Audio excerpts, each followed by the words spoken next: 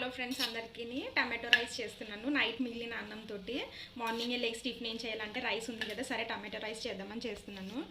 దానికి కావాల్సింది కొంచెం బిర్యానీ ఆకు, ఒక లాంగ్ మొగ్గ, చెక్క వేసుకుని వేయించుకున్నాను. అవి బాగా వేగిన తర్వాత ముందే నేను కోసి పెట్టుకున్న ఉల్లిపాయ, టమాటో, క్యారెట్, పొటాటో కూడా వేసేసుకుంటున్నాను.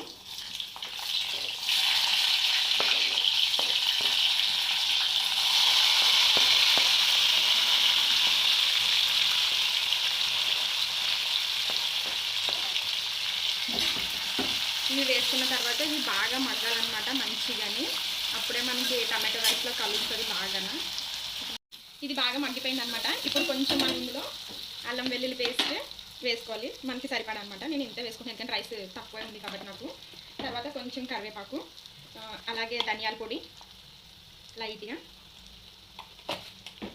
జీరా పౌడర్, జీలకర్ర పొడి కూడా వేసుకుంటున్నాను ఫ్లేవర్ రావడానికి మంచిగా. కొంచెం పసుపు కలర్ రావడానికి, అండ్ కొంచెం సాల్ట్, మనకి టేస్ట్కి సరిపడా సాల్ట్ వేసుకోవాలన్నమాట.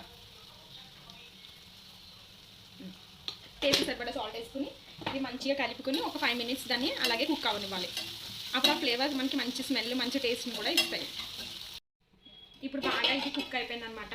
దీన్ని ఒకసారి కలుపుకొని మనం ఇందులో రైస్ వేసేసుకోవడమే అంతే. మీకు ఇది టమాటో రైస్ నేను చేసిన రెసిపీ ఎలా ఉందో చెప్పండి, కామెంట్ చేయండి. మీకు నచ్చితే కామెంట్ చేయండి, లైక్ చేయండి, షేర్ చేయండి, అలాగే దీన్ని సబ్స్క్రైబ్ చేసుకోండి ఛానల్ని. చూడండి ఇప్పుడు మంచిగా దీన్ని కలిపేసుకోవాలి.